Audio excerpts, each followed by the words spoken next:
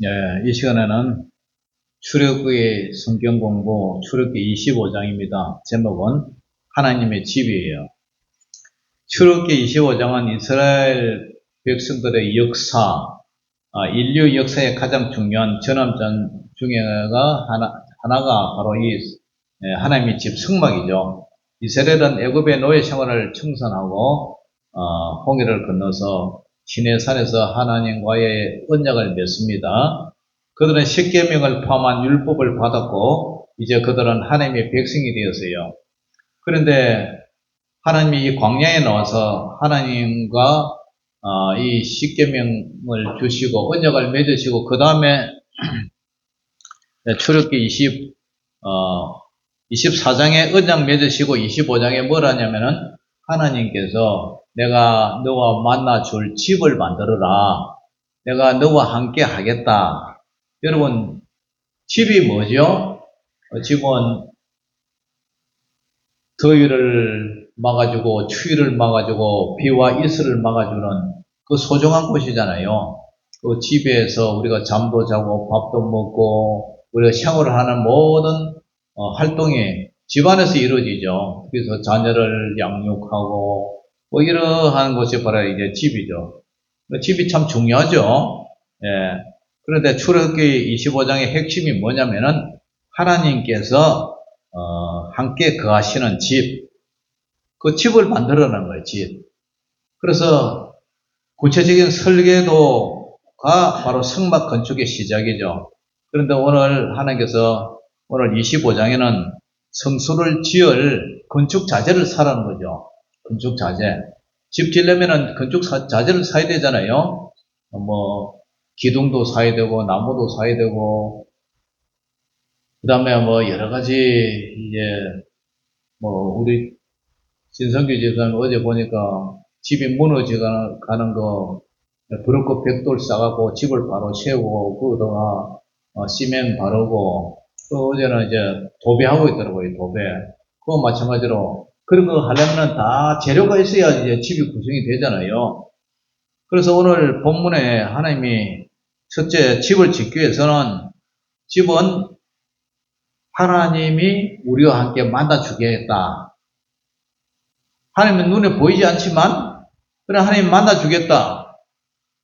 그래서 하나님의 그 역사가 불로 임하잖아요. 불. 성막에 이렇게 늘 하나님의 영광과 구름이 이렇게 임재하시죠.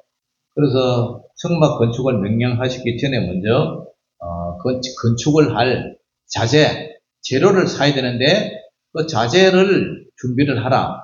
이스라엘 백성들이 지금 광야에 나오시니까 뭐 자재를 준비할 만한 게 없잖아요. 광야니까.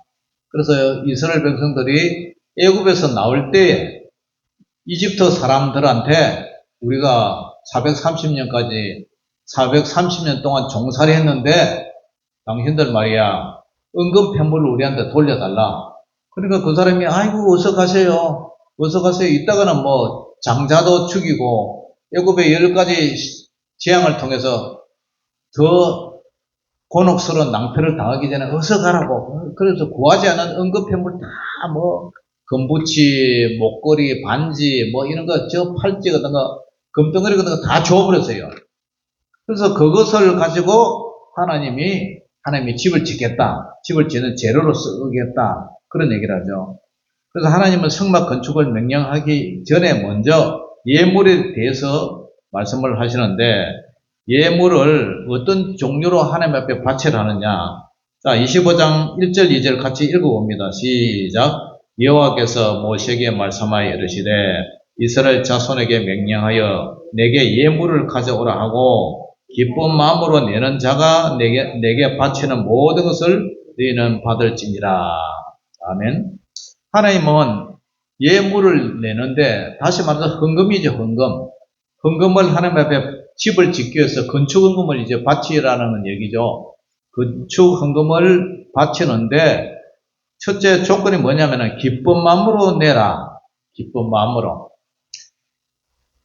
하나님 앞에 헌금을 드리는 거 그 기뻐서 내지 억지로 그죠? 의무적으로 어쩔 수 없이 남의 눈치를 보고 체면상으로 그렇게 하지 말고 너희는 애굽에서 노예 생활을 했는데 하나님께서 노예하던 너희들을 이끌어내가지고 하나님의 백성으로 삼아줬는데 하나님이 집을 짓는데 헌금을 바치는데 첫째가 기쁜 마음으로 하라. 자원하는 심령으로 하라. 자원하는 심령. 하나님은 강요를 하거나 억지로 빼앗는 그런 하나님이 아니에요. 그런 거는 또 줘봐도 기분도 안 좋고, 그죠? 예. 여러분들이 목사님한테 이제 선물을 한다. 기뻐서 하는 것하고 어쩔 수 없이 억지로 하는 것하고 다르잖아요. 받는 사람 입장에. 주는 사람 마음도 그렇고. 우리 할머니가 땅콩을 심어가지고 그것을 갖다가 유모차를 밀고 허리가 구부정해가지고 그러고 이제 목사님 농사 지었다고 한 바가지 갖다 주는 거. 그거 보니까 내 눈물이 올라더라고. 근데 축복 기도를 많이 했어요. 예. 그와 마찬가지로 우리 권사님도 수시로 열무나 시금치나 그런 거 사택 앞에 이제 갖다 주고 이렇게 하시는데 하나님은 오늘 기쁜 마음으로 건축 자재를 헌금을 하라. 그런데 그 내용이 보면은 금이나 은이나 노시나 기금속부터 있는 사람은 그런 거 내고 없는 사람은 실이나 가죽이나 나무, 기름, 향품, 보석에 이르기까지 구체적인 이제 건축 자재 이름을 제시를 하죠. 그래서 이것은 모든 사람들이 각자 행편대로 있는 사람은 있는 대로 없는 사람은 없는 대로 금이나 은이나 보석같이 돈 있는 사람은 그런 거 내고 없는 사람은 가죽이나 실이나 목재나 그런 거 이제 내라. 그리고 어떤 사람은 금을, 어떤 사람은 실 한 탈에 실도 이제 들어가요. 실도 한 탈에 낼 수 있는 그런 마음을 이제 가져라. 중요한 것은 가격이 아니고 그 안에 담긴 마음이다, 마음. 그래서 이 모든 예물의 목적은 하나님이 내가 그들 중에 거할 성수를 짓는 것이다. 거기에서 내가 너희와 만나주겠다. 너희를 만나주고 너희 죄를 용서해주고 너희 소원을 들어주겠다. 그 얘기를 해요. 그래서 그 성소는 모세가 상상해서 짓는 것이 아니라 바로 하나님이 하늘에서 보여준 양식대로 그 설계도대로 디자인해서 지어야 된다. 신약 시대 때에 보면 초대교회 성도들이 자신의 재산을 팔아서 사도들의 발 앞에 갖다 주었어요. 누구도 강요하지 않았어요. 그들이 성령을 받고 은혜를 받아서 감동에 의해서 기쁘게 드렸어요. 그래서 바울은 고린도 교회 연보에 대해서도 각각 그 마음에 정한 대로 할 것이요 인색함으로나 억지로 하지 말라. 하나님은 즐겨내는 자를 사랑하시느라. 그리고 고린도후서 9장 7절에 말씀하세요. 그래서 오늘 본문의 출애굽기 25장도 자원하는 정신, 자원하는 마음, 기쁜 마음으로 그렇게 하나님 바치라 그래요. 그렇다면 오늘 이 말씀을 우리에게 적용을 한다면 우리도 우리의 시간, 우리의 재능과 물질 그런 것을 종교적으로 임무적으로 드린 게 아니라 구원의 은혜에 감사해서 또 우리 주님을 사랑하는 마음으로 그래서 기쁘게 받으실 때 그렇게 드릴 때 주님이 기뻐하시다. 할렐루야. 늘 주님 앞에 우리가 주님 앞에 받은 은혜와 빚이 너무 크잖아요. 그러니까 그걸 하나님 앞에 기쁜 마음으로 드리라. 두 번째로 그 언약의 증거가 되는 언약의 중심이 되는 게 중에 하나가 성막 기부 중에 하나가 오늘 증거계예요. 증거계가 언약계라고 그러죠. 언약계. 법계라고 그러죠. 법계. 그래서 성막의 가장 깊은 곳 지성소 안에 앉히던 이 법계. 이 법계가 바로 이거. 안에 요 안에 법계 들어있죠. 맨 안에. 여기 지성소 안에 들어가는 거예요. 요게 이제 요입니다, 이게.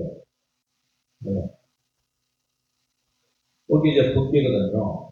언약계라고도 하고, 하나님과 언약을 맺은 괴짝, 하나님의 언약을 만나는, 언약궤.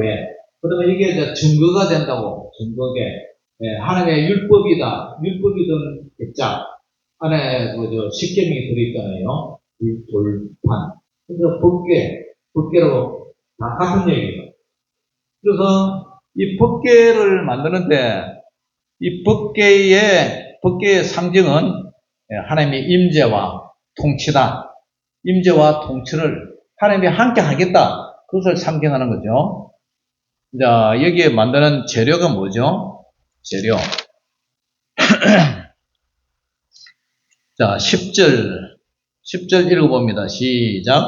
그들은 조각목으로 궤를 짜되 길이는 2규빗 반, 너비는 1규빗 반, 높이는 1규빗 반이 되게 하고 너는 순금으로 그것을 싸되 그 안팎을 싸고 위쪽 가장자리로 돌아가며 금태를 두르고 금고리 넷을 부어 만들어. 예, 거기까지 할게요. 여러분들 이 법궤를 만드는데 이 법궤의 자재가 재료가 뭐냐면 아카시아 나무예요. 아카시아 나무. 이 아카시아 나무는 나무를 이제 이렇게 손질해가지고 순금으로 이제 감싸요. 조각목은 공양에 흔히 볼 수 있는 이 아카시아 나무가 깃털리고 볼품이 없잖아요. 아카시아가 뭐 볼품이 없어요. 그런데 이 아카시아 나무가 재질이 단단해요. 잘 썩지도 않아요. 그래서 이 뜻은 재성을 가졌지만 하나님의 은혜로 구원받은 우리 인간의 본질을 상징해요. 그래도 마른 나무 막대기처럼 아카시아처럼 가시가 막 나와 있고 울퉁불퉁 그러한 나무단 말이에요. 그런데 그것을 순금으로 이렇게 감싼단 말이에요. 순금은 변치 않은 하나님의 신성과 또 영광을 상징해요. 이 증거계는, 이 법계는 하나님의 신성, 하나님의 신의 성품, 그 다음에 인간의 그 성품, 성질, 그것을 결합을 보여주는, 그래서 궁극적으로 말하면 누구를 상징해요? 예수님을 상징해요. 예수님은 하나님이시면서 성품, 신성이 계시고, 또 사람으로 오신, 그죠? 그 사람의 성품이 있잖아요. 배고플 때, 줄이실 때 배고파하시고, 그 다음에 목마를 때 목말라시고, 피곤하면 졸리시고, 우리 예수님이 그렇게 사람 모습과 사람이면서도 하나님이시다. 그 모습이 바로 이 조각목, 이거로 이제 만든 법궤다, 언약궤다, 증거궤다. 그 다음에 이걸 어디에 둔다고요? 네, 맨 안에 여기 하나님의 집 맨 안에 여기 둔다. 그래서 이 법궤는 위에 이제 뚜껑이 있어요. 뚜껑이 있는데 그 뚜껑을 속죄소라고 해요. 속죄소. 다른 말로 시은자라고 그래요. 시은자. 은혜의 보좌. 예. 은혜의 보좌라고 이 뚜껑인데. 그래서 이곳은 1년에 단 한 번 제사장이 아까 우리가 동영상을 봤듯이 1년에 단 한 번 제사장이 대제사장이 백성의 죄를 속죄하는 피를 뿌리는 장소예요. 두 그룹의 천사가 여기 두 그룹의 천사가 날개를 이렇게 쫙 펴고 있죠, 그죠? 그래서 속죄서를 듣고 있는 그것을 향해서 엎드려 있어요, 천사가 이렇게. 그래서 하나님은 속죄서 위에 증거기에 있는 두 그룹 사이에서 어떻게 해요? 너와 만나 주겠다. 그 22절이지, 22절. 22절로 한번 읽어봅니다. 자, 성경 22절 읽어보세요. 모두. 그러니까 점심을 맛있게 많이 드시면 안 돼요. 오늘 점심 변미에다가 사과 대추에다가 또 뭐 먹었죠? 땅콩 삶은 거 먹었죠? 또 뭐 먹었죠? 포도, 아주 포도 씨 없는 그 포도 있죠? 그거 드시고. 그러니까 앉으니까 저 커피 마시고. 아니, 커피 마시는데도 졸려.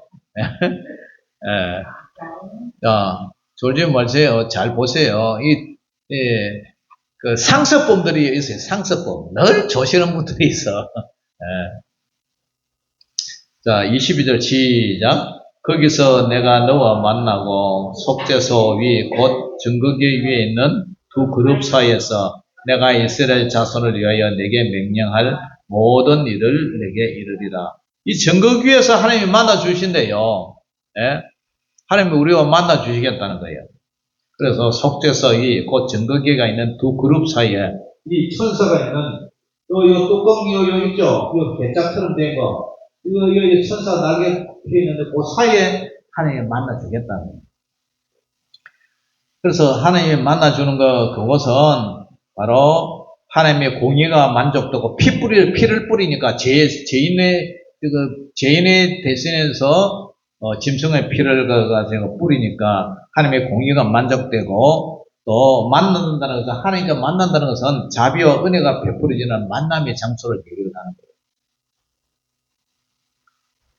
자, 이스라엘 역사에서 언약궤는 항상 결정적인 역할을 합니다. 요단강을 건널 때도 언약궤가 앞장섰죠. 그러니까 강물이 멈춰서죠. 여리고성을 무너뜨릴 때도 언약궤가 함께 했어요. 그런데 이스라엘 백성들은 이 언약궤를 부죽처럼 생각했어요. 그러니까 부죽처럼 생각했을 때 어떻게 해요? 블레셋 사람들한테 뺏겨버리잖아요. 언약궤를. 그래서 언약궤 자체가 능력이 있는 것이 아니라 바로 언약궤로 상징된 하나님을 믿는 믿음이 더 중요하다는 거죠. 우리의 삶에도 마찬가지예요. 죄를 지으면 우리가 숨는 아담이 범죄했을 때 아담아 내가 어디 있느냐 내가 여기 있나 했더니 숨어버렸잖아요. 그런데 우리는 숨는 게 아니에요. 죄를 지어서 숨는 게 아니라 어떻게 해요? 이 시언자 하나님의 뚜껑에 있는 천사의 시언자 이 은혜의 보좌를 우리가 나아가야 돼요. 은혜의 보좌에 천부여 의지없어서 손들고 내가 갑니다 하면서 은혜의 보좌로 우리가 나아갈 때 그때 하나님께서 은혜를 주시고 우리를 만나주세요. 할렐루야. 그래서 여러분들은 절대 죄책감으로 그렇게 숨지 말고 영적으로 무너졌을 때 또 죄를 지었을 때 나는 자격이 없지만 속죄소이신 우리 예수님께 나아가면 예수님이 큰 은혜로 우리 죄를 덮어주시고 사해주시고 용서해 주신다는 사실, 그것이 바로 오늘 이 하나님과 이스라엘 백성들이 만났던 언약의 교회, 이 시언자다. 그 다음에 이제 뭐냐면은 떡상이에요. 떡상. 여기에 떡상이에요. 떡상. 여기에 떡상이에요. 오늘 출애굽기 25장에서 25장 23절부터 이제 시작돼요. 정거기의 다음으로 언급되는 게 이 성소 안에 떡상인데, 떡상이 이제, 진설병상이라고 그래요. 진설병. 진설병이라는 것은 떡을 갖다가 이래 올려놓은 상이다. 이 상 역시 뭐로 만들었어요? 아카시아, 조각목으로 만들었어요. 그래서 조각목을 금으로 싸서 만들었어요. 이 상 위에는 떡이 몇 개 있어요? 권사님, 떡이 몇 개 있어요? 떡 몇 개? 12개죠. 6개, 그죠? 그래서 떡이 12개라는 것은 이스라엘 지파가 몇 지파죠? 12지파. 그걸 상징을 해요. 그것은 신약으로 말하면, 우리 영적 이스라엘 백성, 모든 것을 이제 상징을 해요. 그래서, 이 떡이라는 것은, 문자적으로 진설병이라는 것은 얼굴의 떡, 임재의 떡이라는 얘기예요. 그러니까 하나님의 얼굴 앞에 있다, 그런 의미가 있어요. 동시에 하나님께서 그의 백성에게 생명의 양식을 끊임없이 공급해 주신 걸 상징하고요, 교제와 생명의 상이다, 그런 의미가 있어요. 예수님 자신을 가리켜서 뭐라 그래요? 요한복음 6장 51절에 나는 하늘에서 내려온 살아있는 떡이니 사람이 이 떡을 먹으면 영생하리라. 구약의 진설병의 그 모형이 바로 신약으로 말하면 예수님의 실체예요. 예수님이 이제 성만찬할 때도 빵과 포도주를 주실 때 떡을 떼가지고 주시면서 받아 먹으라. 이는 내가 찢기는 살이다 그랬잖아요. 그리고 포도주는 내가 흘리는 피다. 그것을 상징하는 거예요. 그래서 이것을 우리가 삶에 적용을 하면 우리는 하루 밥 3끼 꼬박꼬박 먹잖아요. 그리고 밥을 굶고 이틀 3일 굶지는 않잖아요. 그렇다면 우리도 우리의 생명의 떡이신 하나님의 말씀, 그죠? 이 말씀을 우리가 주야로 묵상하는 자가 복이 있도다. 성경 많이 읽으세요. 예? 성경 많이 읽으세요. 예, 그래야 우리 믿음이 자라요. 그래야 하나님이 기뻐하세요. 그 다음에 이제, 세상의 빛되는 등잔대 얘기해요, 등잔대. 그 등잔대 있죠? 여기 떡상이고, 여기 이제 등잔대 여러 신자들요. 가운데 넣는 등잔대. 성서의 세 번째 기물이 이제 순금 등잔이에요. 뭘로 만들었어요?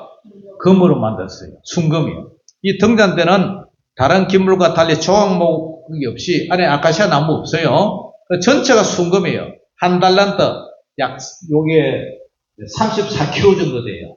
한 달란트. 금 34kg면 엄청나게 비싸겠죠, 그죠? 예. 요즘 금값 엄청나게 비싼데. 주물로 부어 만든 것이 아니라 어떻게 만들었냐면은 망치로 일일이 두들겨서 형태를 만들었어요. 그래서 하나님의 백성이 거룩한 빛을 비추기 위해서는 어떻게 해요? 이 두드리는, 망치로 두드리는 그 연단의 과정이 깎아내심의 그 아픔이 그걸 암시를 해요. 이 등잔대는 중앙 줄기와 양쪽으로 뻗어놓은 6개의 가지, 중앙 줄기 있죠, 요 가운데. 여기서 뻗어나가고 양쪽으로 이렇게 됐잖아요. 6개의 가지잖아요. 그래서 6개의 가지로 이루어졌고, 요 이제 꽃받침이 있고, 여기가 이제 뭐가 있냐면은, 요 꽃받침 위에 7개의 7개의 이제 등불이 밝혀지죠. 7은 숫자 중에 무엇을 나타내죠? 완전수라 그러죠, 완전수. 그래서 살구꽃 형상으로 장식되는데, 살구나무는 언제 피죠? 살구나무, 살구꽃, 봄 피죠. 그래서 봄은 뭘 상징하냐면 생명과 부활을 상징을 해요. 그래서 깨어있다, 불이 켜져 있다는 것은 깨어있다는 거죠. 성령을 상징하기도 하고. 그래서 이 성막에는 창문이 없어요. 캄캄해요. 그런데 이 캄캄한 곳에 이 등잔대, 등불이 이제 켜져 있어요. 항상 등불이 끄지면 안 돼요. 등불이 끄지면 안 돼요. 그리고 우리 영적으로 늘 성령님이 우리 속에서 소멸치 아니하도록 늘 영적으로 껴있어라. 그걸 상징하기도 하고, 이 빛은, 요한복음 8장 12절에 예수님이 뭐라냐면은, 나는 세상의 빛이니 나를 따르는 자는 어둠에 다니지 않냐고 생명의 빛을 얻으리라. 그 말씀이에요. 항상 하나님의 자녀들은 빛이신 예수님을 따라가야 된다. 그걸 상징을 하고 있어요. 그리고 제자들에게도 너희는 세상의 빛이라. 너희는 세상의 빛이라. 우리 예수 믿는 자녀들도 너희는 세상의 빛이 된다. 빛과 소금처럼 늘 세상을 어둠을 밝히는 그런 빛이 되라. 그걸 얘기해요. 등잔대 자체는 절대 빛을 내지 못하죠. 바로 기름이 공급돼야 불이 밝혀져요. 이 기름은 성령님을 의미하고 불은 하나님의 은혜를 의미해요.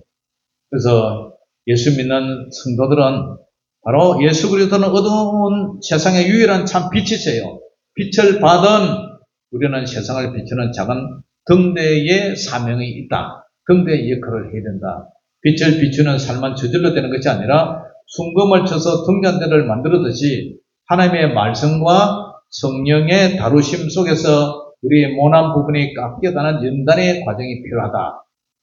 사랑하는 성도 여러분, 우리도 세상에서 이 세상의 모든 죄악과 어둠 속에 살지만 우리 예수 믿는 사람들은 어둠을 밝히는 이 작은 등불이 됩니다. 등잔불이 됩니다. 그것은 결국 하나님의 공급하심을 받아서 성령의 충만함을 받을 때에 우리가 그렇게 될 줄 믿습니다. 자, 오늘 전체적인 이 모든 핵심이 뭐냐면은 오늘 법궤를 봤죠. 떡상을 봤죠. 그 다음에 등잔대를 봤죠. 이것은 다 이 성막 안에 들어갈 거예요. 성막 안에 들어갈 거예요. 그래서 하나님이 오늘 결론은 출애굽기 25장을 통해서 하나님의 집, 하나님이 내가 거기서 만나주겠다. 자, 고린도전서 3장 16절에 우리 마음이 하나님의 성전이잖아요. 성령님이 우리 마음에 오셨잖아요. 우리 마음에 계시잖아요. 우리가 뭐예요? 우리 하나님의 집이에요. 구약에서도 이 법궤가 이 성막이 결국 우리 성전된 우리 몸속으로 들어가 성령님이 우리와 함께 사시는 거예요. 그렇게 완성되었어요. 그렇기 때문에 하나님의 집에서 내가 너와 만나주겠다.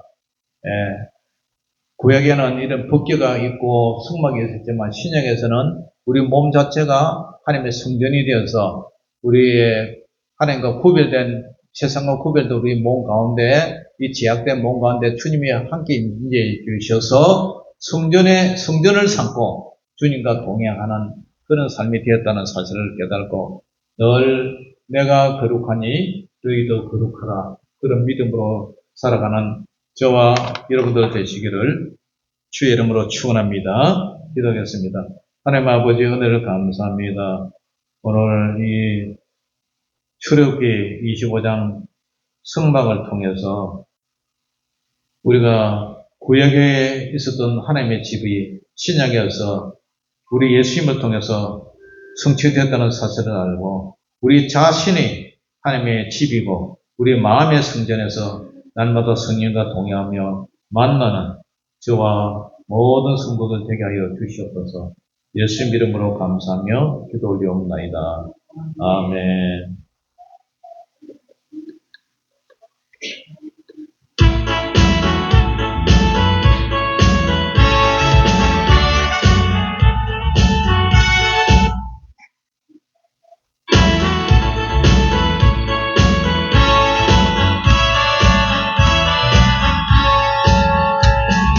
햇빛보다 더 밝은 건 내 집인데 햇빛보다 더 밝은 건 내 집인데 햇빛보다 더 밝은 건 내 집인데 푸른 하늘 저표 내주여 내주여 날 들으소서 내주여 내주여 날 들으소서 내주여 내주여 날 들으소서 푸른 하늘 저표 예수 믿고 구원은 내 예수 믿어 예수 믿고 구원은 내 예수 믿어 예수 믿고 구원은 내 예수 믿어 예수 믿으세요 내주여 내주여 날 들으소서 내주여 내주여 날 들으소서 내주여 내주여 날 들으소서 푸른 하늘 저표 하나님 아버지 오늘 감사합니다.